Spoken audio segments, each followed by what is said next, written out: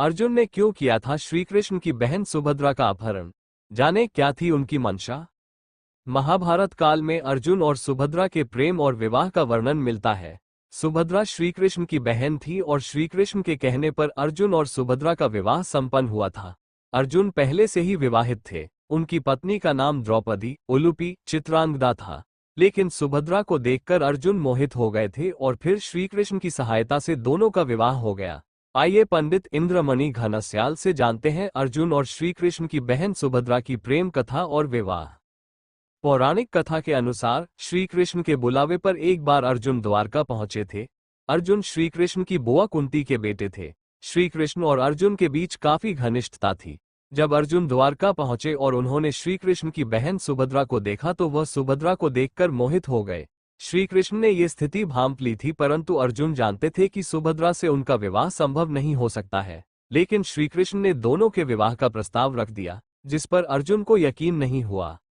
आसान नहीं था विवाह। श्री कृष्ण का कहना था कि दोनों का विवाह आसान नहीं है, क्योंकि बलराम सुभद्रा का विवाह दुर्योधन से करवाना चाहते थे, इसलिए वे इस विवाह के खिलाफ होंगे। श्री कृष्ण ने अर्जुन से कहा कि अगर तुमको सुभद्रा से विवाह करना है तो उसका अपहरण करना होगा। श्री कृष्ण ने अर्जुन से बताया कि सुभद्रा से विवाह करना है तो उसे रैवदर पर्वत से भगाकर ले जाओ। अपहरण कर रचाया विवाह। श्री कृष्ण के कहने पर अर्जुन ने सुभद्रा को प्रेम के बारे में बताकर उसको रैवदर पर्वत से साथ ले गए। जब ये बात बलराम को पता चली तो वह क्रोधित हो गए। बलराम ने अपने सैनिकों के साथ अर्जुन को रोकने की कोशिश की, पर असफल रहे। इसके बाद अर्जुन ने सुभद्रा से गंधर्व विवाह कर लिया और अपने नगर ले गए। जीवन प्रबंधन। इस प्रसंग में श्री कृष्ण ने हमें ये सीख दी है कि घर परिवार में जब भी किसी व्यक्ति का रिश्ता तय हो, तब हमें बहुत सतर्क रहना चाहिए। अपनी संतान का जीवन साथी चुनते समय उसके वर्तमान और पिछले समय की जानकारी जरूर रखें। साथ ही उसके भविष्य की संभावनाओं पर भी ध्यान देना चाहिए, तभी हमारी संतान का भविष्य सुखद बन सकता है। श्री कृष्ण की बहन सुभद्रा श्री कृष्ण के पिता वासुदेव जी की दूसरी पत्नी थी रोहिणी। सुभद्रा इन्हीं के पुत्री थी। देवी सुभद्रा और बलराम जी दोनों देवी रोहिणी की ही संतान थे। वासुदेव और देवकी जब कारागृह में बंद थे, उस समय रोहिणी ने नंद जी के यहाँ शरण ली थी। श्री कृष्ण की बहन सुभद्रा की 5 खास बातें। 1. सुभद्रा वसुदेव की दूसरी पत्नी रोहिणी की पुत्री थी, जबकि वसुदेकी की दूसरी पत्नी देवकी के पुत्र श्री कृष्ण थे। इस तरह श्री कृष्ण और सुभद्रा के पिता एक ही थे, परंतु माताएं अलग अलग थीं। बलराम की माता भी रोहिणी थी।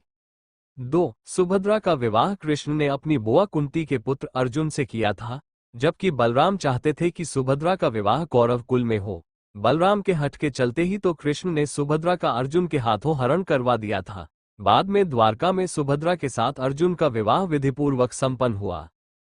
3. सुभद्रा से विवाह के बाद अर्जुन 1 वर्ष तक द्वारका में रहे और शेष समय पुष्कर क्षेत्र में व्यतीत किया। 12 वर्ष पूरे होने पर वे सुभद्रा के साथ इंद्रप्रस्थ लौट आए।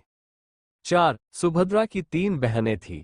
पहली एकानगा, ये यशोदा की पुत्री थी। दूसरी योगमाया, देवकी के गर्भ से सती ने महामाया के रूप में इनके घर जन्म लिया, जो कंस के पटकने पर हाथ से छूट गई थी। कहते हैं विंध्याचल में इसी देवी का निवास है। ये भी कृष्ण की बहन थी। इसके अलावा चूंकि श्री कृष्ण द्रौपदी को भी अपनी बहन मानते थे तो वह भी उनकी बहन हुई। 5. सुभद्रा का पुत्र अभिमन्यु था, जिसकी महाभारत के युद्ध में चक्रव्यूह फंसने के कारण दुर्योधन, कर्ण सहित कुल 7-8 लोगों ने मिलकर निर्मम हत्या कर दी थी। अभिमन्यु की पत्नी उत्तरा थी, जिसके गर्भ से परीक्षित का जन्म हुआ और परीक्षित का पुत्र जन्मेजय था। भगवान कृष्ण की बहन सुभद्रा के एक पुत्र थे, जिनका नाम अभिमन्यु था। सुभद्रा का विवाह अर्जुन से हुआ था। सुभद्रा और अर्जुन के पुत्र अभिमन्यु महाभारत के प्रसिद्ध योद्धा थे। सुभद्रा से जुड़ी कुछ और बातें। सुभद्रा भगवान श्री कृष्ण के पिता वसुदेव और रोहिणी की पुत्री थी।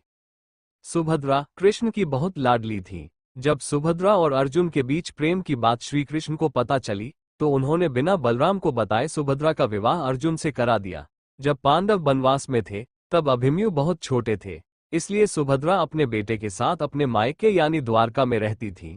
सुभद्रा ने महाभारत युद्ध में पांडवों का समर्थन किया। महाभारत के अनुसार सुभद्रा की मृत्यु वृद्धावस्था के कारण हुई। एक कहानी यह भी है कि उनका पुनर्जन्म योगमाया नामक देवी के रूप में हुआ था।